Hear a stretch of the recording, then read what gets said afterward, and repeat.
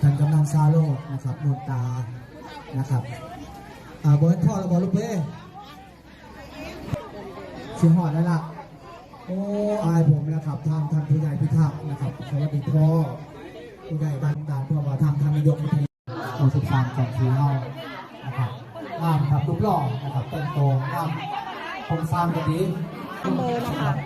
แล้วก็ ตอนนี้นะคะแจกทางไหนเด้อท่านกำนันซาโลนนตาครับโบป้าโบทิมน้องๆครับนะครับยายถุนตาหมื่นหมู่สอง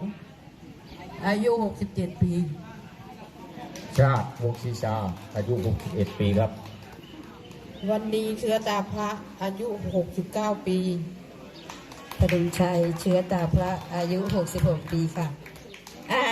ขอบคุณค่ะวันนี้สโมสรเพื่อจะมามอบแว่นตาให้ไปเที่ยวทะเลได้ยินไหมสมัยหน้าอนาคตต่อไปนายกปฏิภาณพูดถึงไปเที่ยวทะเลเก็บไปเด้อเป็นตาเนาะเอาไปทำไปเที่ยวทะเลเด้อขอบคุณค่ะ